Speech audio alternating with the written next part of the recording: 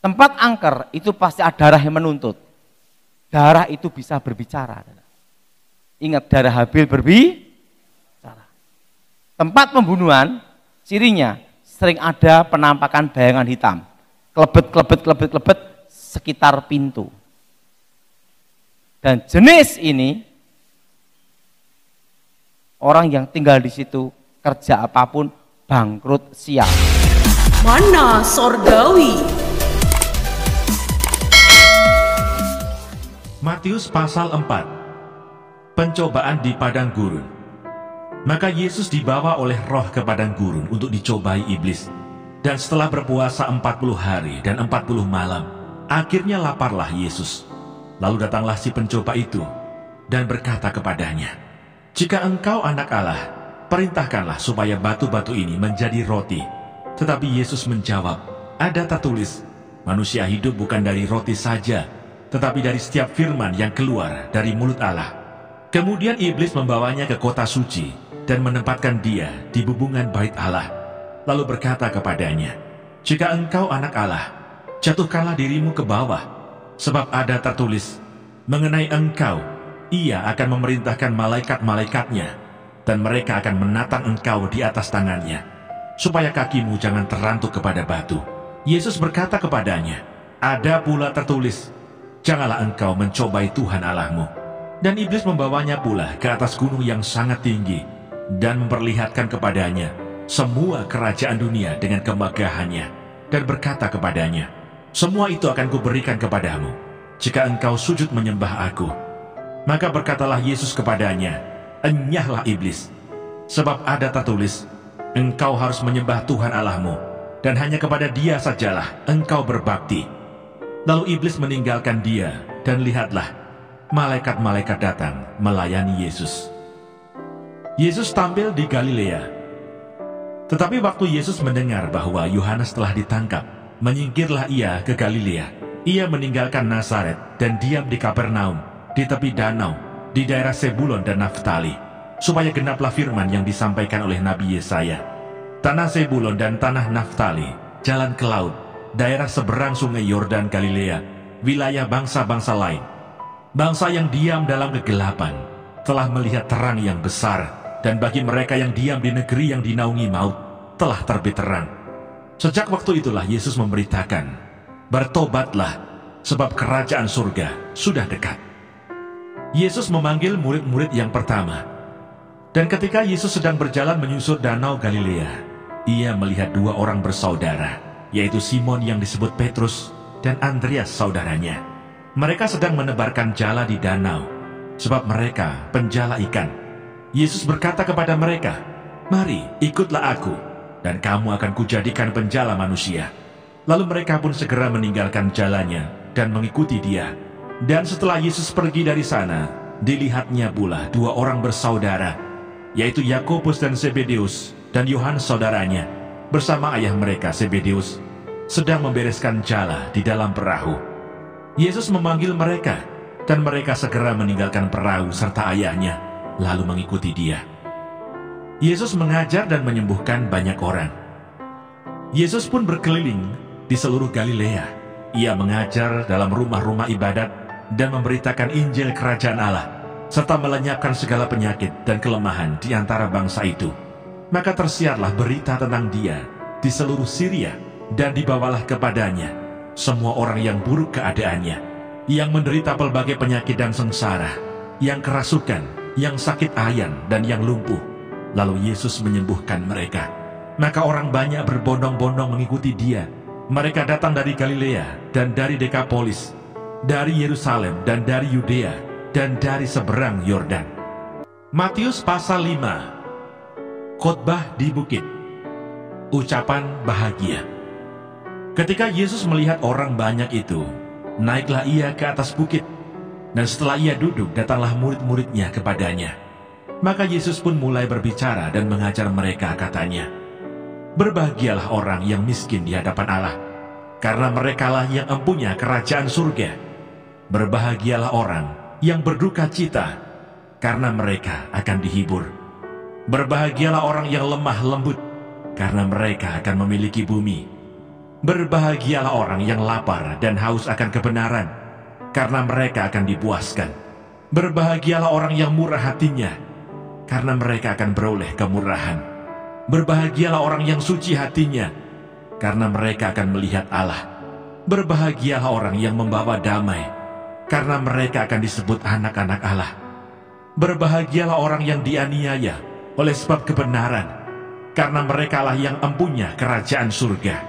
Berbahagialah kamu, jika karena aku kamu dicela dan dianiaya, dan kepadamu difitnahkan segala yang jahat. Bersukacita dan bergembiralah, karena upahmu besar di surga. Sebab demikian juga telah dianiaya nabi-nabi yang sebelum kamu. Garam dunia dan terang dunia. Kamu adalah garam dunia. Jika garam itu menjadi tawar, dengan apakah ia diasinkan? Tidak ada lagi gunanya selain dibuang dan diinjak orang. Kamu adalah terang dunia. Kota yang terletak di atas gunung tidak mungkin tersembunyi. Lagi pula orang tidak menyalakan pelita lalu meletakkannya di bawah gantang, melainkan di atas kaki dian, sehingga menerangi semua orang di dalam rumah itu. Demikianlah hendaknya terangmu bercahaya di depan orang, supaya mereka melihat perbuatanmu yang baik dan memuliakan Bapamu yang di sorga. Yesus dan hukum Taurat. Janganlah kamu menyangka bahwa aku datang untuk meniadakan hukum Taurat atau kitab para nabi. Aku datang bukan untuk meniadakannya, melainkan untuk menggenapinya. Karena aku berkata kepadamu, sesungguhnya selama belum lenyap langit dan bumi ini, satu iota atau satu titik pun tidak akan ditiadakan dari hukum Taurat sebelum semuanya terjadi. Karena itu siapa yang meniadakan salah satu perintah hukum Taurat sekalipun yang paling kecil, dan mengajarkannya demikian kepada orang lain, ia akan menduduki tempat yang paling rendah di dalam kerajaan surga. Tetapi siapa yang melakukan dan mengajarkan segala perintah-perintah hukum Taurat, ia akan menduduki tempat yang tinggi di dalam kerajaan surga. Maka aku berkata kepadamu, jika hidup keagamaanmu tidak lebih benar daripada hidup keagamaan ahli-ahli Taurat dan orang-orang Farisi, sesungguhnya kamu tidak akan masuk ke dalam kerajaan surga. Kamu telah mendengar yang difirmankan kepada nenek moyang kita, jangan membunuh. Siapa yang membunuh harus dihukum. Tetapi aku berkata kepadamu, setiap orang yang marah terhadap saudaranya harus dihukum. Siapa yang berkata kepada saudaranya kafir harus dihadapkan ke mahkamah agama. Dan siapa yang berkata jahil harus diserahkan ke dalam neraka yang menyala-nyala. Sebab itu jika engkau mempersembahkan persembahanmu di atas mezbah, dan engkau teringat akan sesuatu yang ada dalam hati saudaramu terhadap engkau, tinggalkanlah persembahanmu di depan mezbah itu, dan pergilah berdamai dahulu dengan saudaramu, lalu kembali untuk mempersembahkan persembahanmu itu. Segeralah berdamai dengan lawanmu, selama engkau bersama-sama dengan dia di tengah jalan, supaya lawanmu itu jangan menyerahkan engkau kepada hakim, dan hakim itu menyerahkan engkau kepada pembantunya, dan engkau dilemparkan ke dalam penjara. Aku berkata kepadamu, sesungguhnya engkau tidak akan keluar dari sana, sebelum engkau membayar hutangmu sampai lunas. Kamu telah mendengar firman, jangan berzinah. Tetapi aku berkata kepadamu, setiap orang yang memandang perempuan serta menginginkannya sudah berzinah dengan dia di dalam hatinya. Maka jika matamu yang kanan menyesatkan engkau, cungkilah dan buanglah itu. Karena lebih baik bagimu jika satu dari anggota tubuhmu binasa, daripada tubuhmu dengan utuh dicampakkan ke dalam neraka. Dan jika tanganmu yang kanan menyesatkan engkau, penggalah dan buanglah itu. Karena lebih baik bagimu jika satu dari anggota tubuhmu binasa, daripada tubuhmu dengan utuh masuk neraka. Telah difirmankan juga, siapa yang menceraikan istrinya harus memberi surat cerai kepadanya.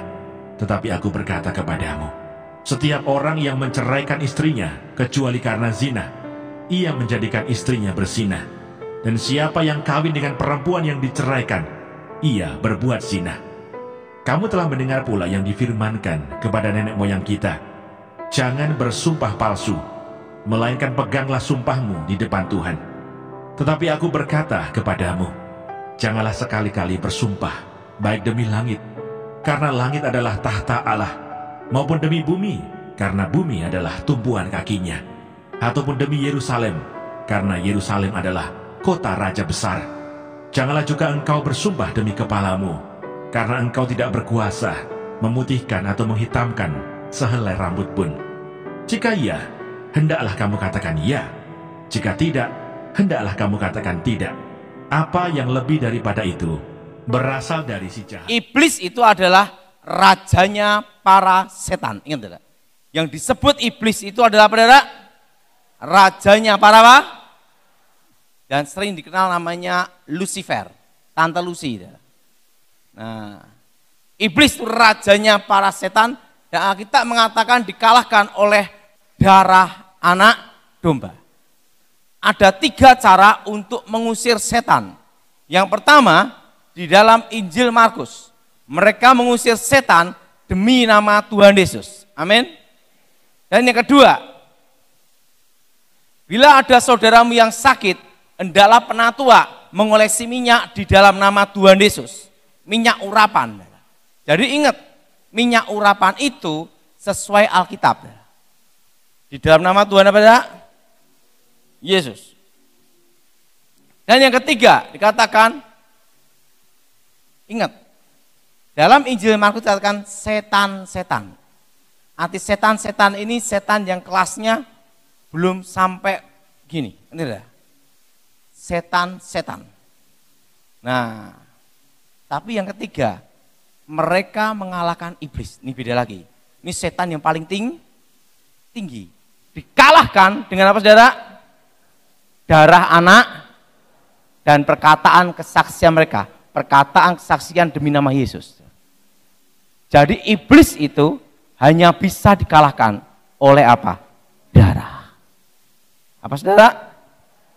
Darah anak domba. Darah bicantang nyawa. Nyawa bicantang kehidupan. Artinya yang bisa mengalahkan iblis adalah kehidupan Yesus sendiri. Jelas saudara? Jadi ada demi nama Yesus, ada dengan kuasa darah Yesus. Jadi untuk mengalahkan setan yang paling tinggi tingkatannya, itu harus dengan apa saudara? Darah anak domba. Sesuai dengan perkataan Alkitab ini. Nah, perlu tahu bahwa semua tempat-tempat yang angker, tempat-tempat yang terkutuk, pasti ada namanya sejarahnya. Ada rumah-rumah tertentu kalau disewain orang yang nyewain bangkrut. Dibeli orang bangkrut, disewain bangkrut. Sehingga yang tinggal di situ wajahnya jadi bangkrut. Dan ada rumah-rumah tertentu, setiap kali orang nempatin, rumah tangga itu cerai. Berantakan ribut cerai, berantakan ribut cerai. Nah, suatu jalan, kalau tempat kecelakaan mati, 2 orang mati di situ, maka jalan itu di tempat yang sama dengan titik yang sama, sering ada kecelakaan mati di situ. Saya rasa di Cirebon ada saudara? Itu namanya roh maut. Tempat kejadian orang tenggelam, mati di pinggir laut atau pinggir sungai, maka tempat itu sering banyak orang tenggelam mati. Nah, dulu sebelum saya bertobat, kalau bikin bangkrut orang itu pakai tanah kuburan. Tapi tanah kuburan yang dipakai, yang jelas bukan kuburan pendeta. Nah, semua kasus tempat angker pasti ada sejarahnya. Pertama, tempat kejadian pembunuhan. Apa saudara? Apa saudara? Tempat kejadian apa saudara? Kalau yang dibunuh laki-laki, akan sering muncul roh laki-laki. Kalau yang dibunuh perempuan akan sering muncul roh perempuan. Kalau yang dibunuh bencong akan muncul roh lain juga. Mau kemana mas? Nah, apakah itu arwah orang mati? Bukan. Hubungan antara orang mati dan orang hidup itu putus. Kalau kita mati dalam Tuhan, detik itu juga kita ada di Firdaus. Untuk menunggu hari pembagian mahkota, memerintah bersama Tuhan.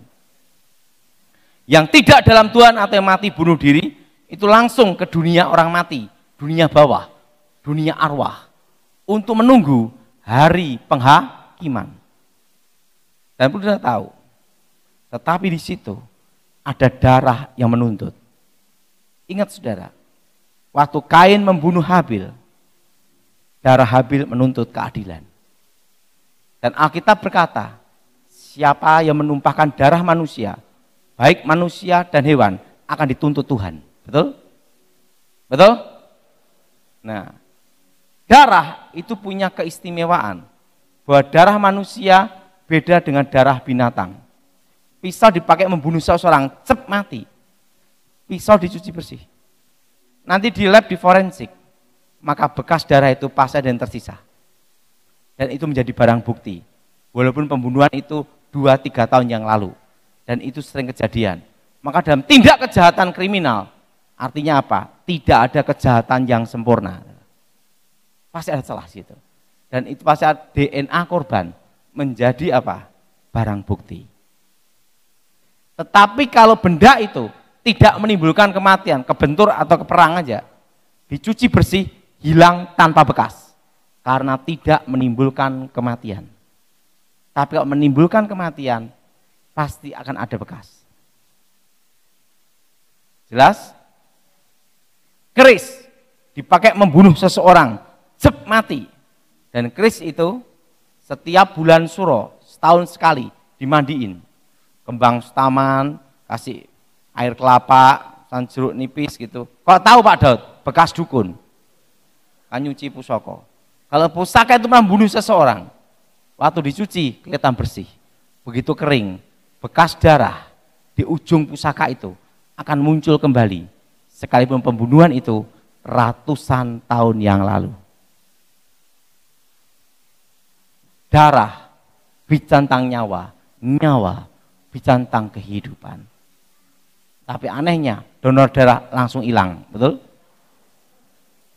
Karena apa? Tidak menimbulkan kematian.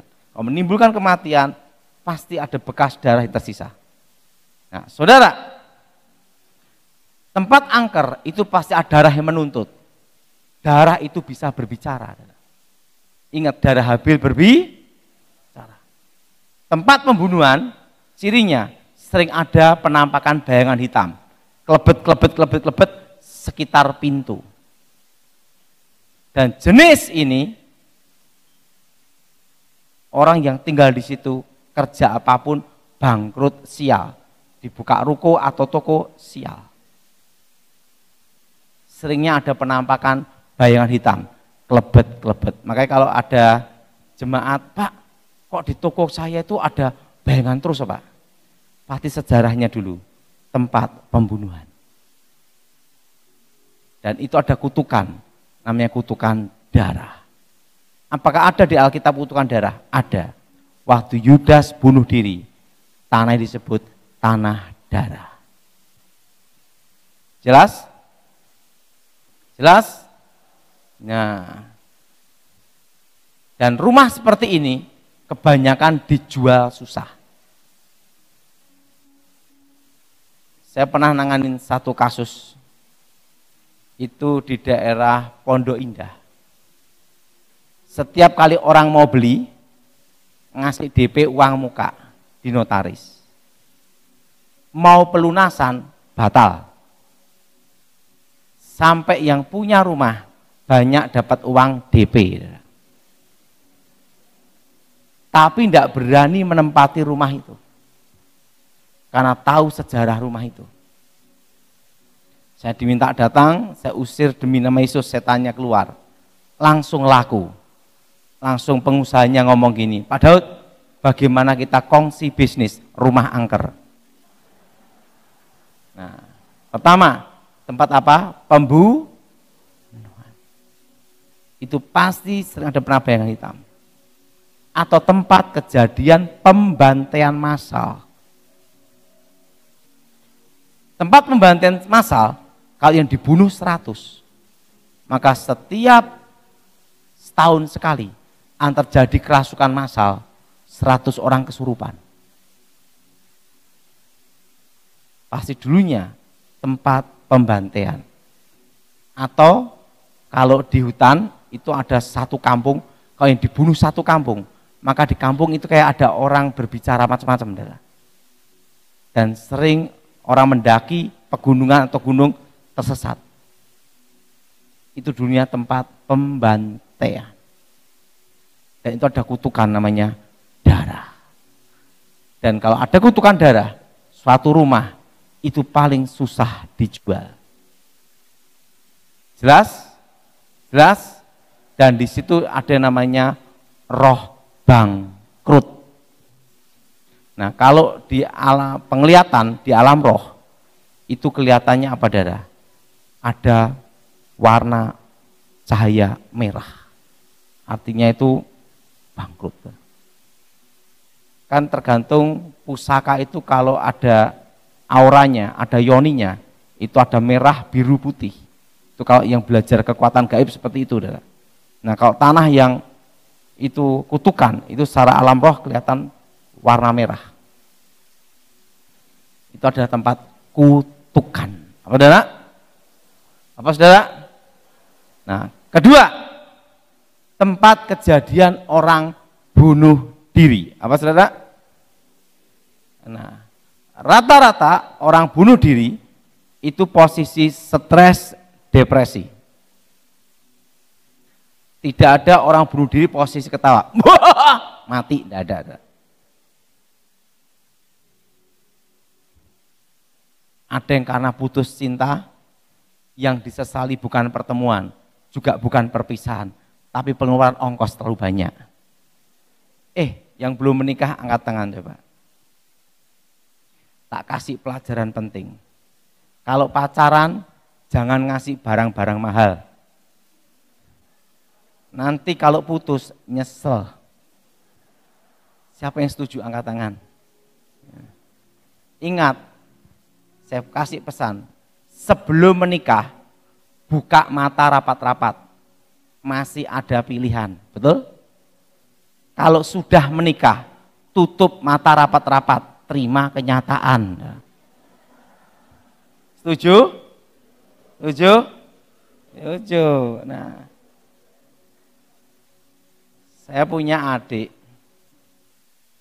Waktu itu gini, saya mau ke Amerika. Tahu enggak, saudara? Saya punya celana ini lebih tua daripada anak saya.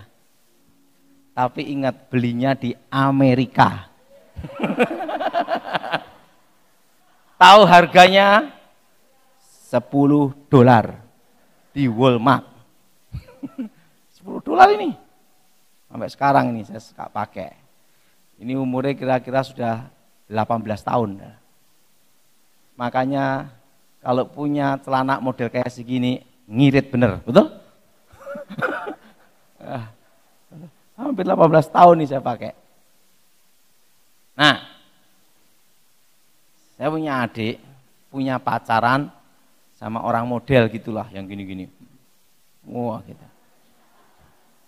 Waktu itu saya mau ke Amerika.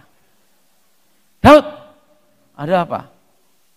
Tolong belikan aku jam made in luar negeri. Saya tanya, adik saya itu di desa. Untuk siapa? Untuk pacarku. Langsung hukum ekonomi bekerja. Pacaran belum tentu jadi, betul? Betul? Betul? Wah.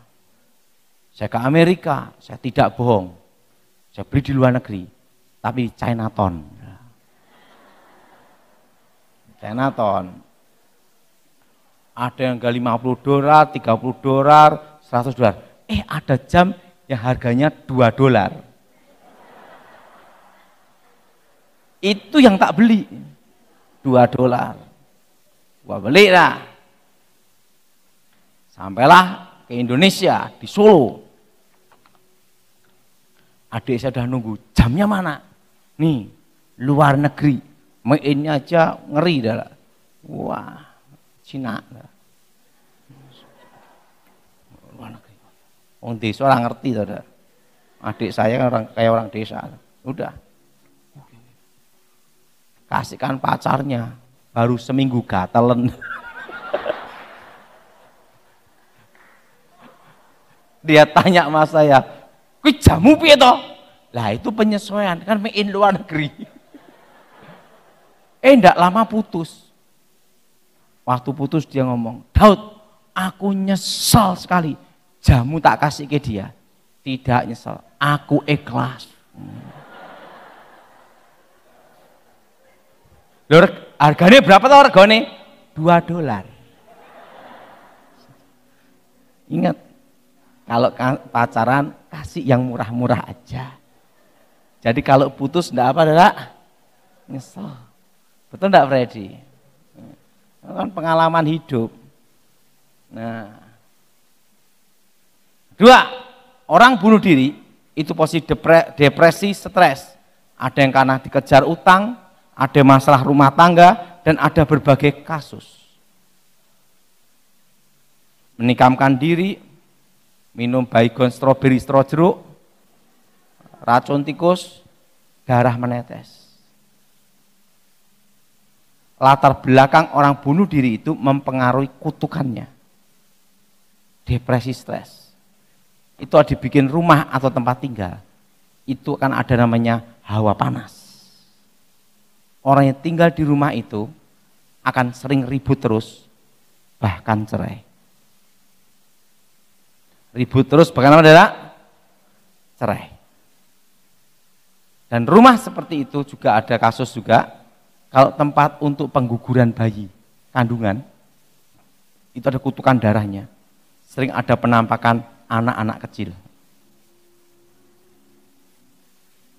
Dan kutukannya apa? Yang tinggal di situ banyak kena sial apes. Jadi makanya kalau beli tanah atau beli suatu rumah, hati-hati. Harus lihat dulu, ada kutukannya atau tidak. Jelas? Jelas? Makanya itu doa pemberkatan, nanti saya ajarin. Nah, saudara, kalau tempat kejadian orang bunuh diri, itu sering ada penampakan apa? Suara-suara aneh. Ketukan pintu. Buka pintu, enggak ada. Itu pasti dulunya tempat orang bunuh diri. Atau orang menangis, ada orang berbicara sendiri gitu, ngobrol-ngobrol di satu ruang tamu. Itu pasti dulunya tempat orang bunuh diri. Suara-suara aneh. Nah, rumah seperti itu ada namanya rumah hawa panas. Apa saudara? Rumah apa? Hawa panas. Saya pernah nangani kasus di Sidoarjo. Suami istri punya pembantu. Pembantunya bunuh diri. Nah, kan sering ada bunyi aneh-aneh di ruang belakang. Osek, orang nyuci-nyuci. Berarti yang bunuh diri kan pembantu, saudara. Bunyi orang nyuci-nyuci piring gitu, saudara. Nah. Dan rumah tangga ini setiap hari ribut bertengkar,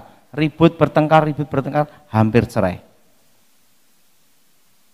Waktu itu saya diminta datang. Karena ada suara-suara aneh itu, orang nyuci-nyuci baju gitu. Saya ngomong, ini pasti tempat kejadian orang bunuh diri. Bener Pak, pembantu. Itu ada kutukan darah. Ada saudara? Nah. Yang ketiga, namanya roh maut. Apa saudara? Tempat kejadian kecelakaan mati. Dor mati di situ.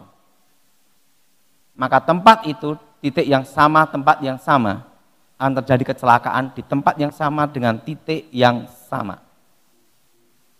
Tempat yang sama, titik yang sama. Biasanya sopir lewat daerah situ, kelebet ada kebayangan.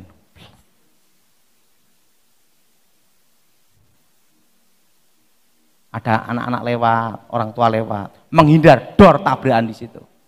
Makanya sopir lewat daerah situ diklakson dulu. Tin, baru lewat. Setan tidak takut klakson. Itu hanya sugesti. Nah, tempat orang mati kecelakaan, itu ada kutukan, namanya roh maut. Mana Sorgawi.